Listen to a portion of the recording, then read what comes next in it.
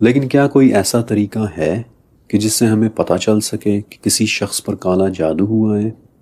ہاں، اور یہی سوال عیسیٰ داؤد نے ابن کنجور سے کیا تھا۔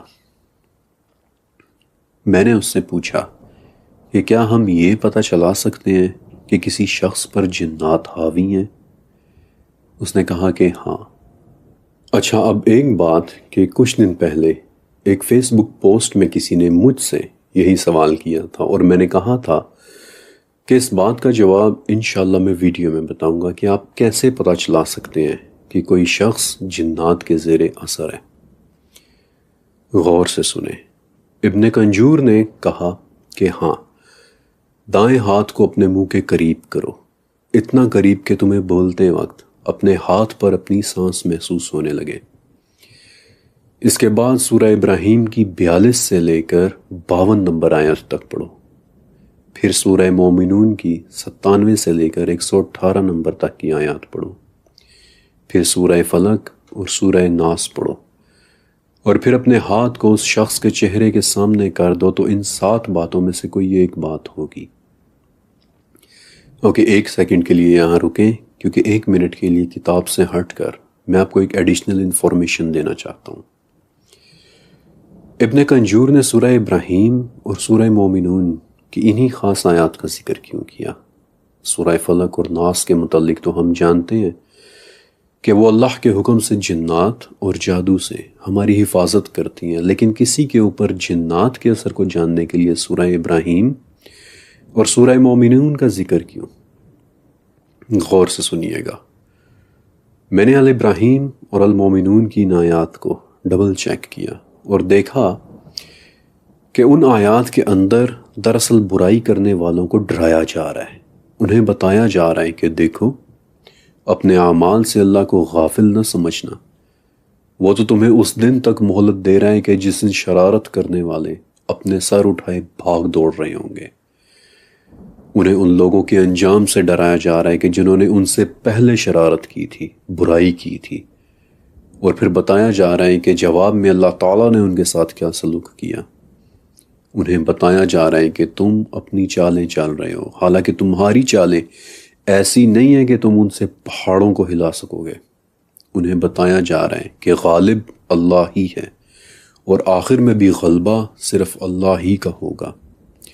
شرارت کرنے والوں کو ڈرایا جا رہا ہے کہ ایک دن گناہ گار زنجیروں میں جکڑے ہوئے ہوں گے، اور ان کے لباس گندھک کے بنے ہوں گے، اور آگ ان کے چہروں کو جھلسا رہی ہوگی۔ اور پھر آخر میں شریر لوگوں کو وارن کیا جا رہا ہے کہ شاید عقل والے سمجھ لیں۔ اب آپ کو پتہ چلا کہ رقیہ میں یہ آیات کیوں پڑھی جاتی ہیں، تاکہ اگر کسی شخص کے جسم پر کوئی شریر جن فاؤل پلے کر رہا ہے تو وہ ان آیات میں بتائی گئی اللہ کی پکڑ سے گھبرا کر فوراً سامنے آ جائے۔ The purpose is to draw them out into the open۔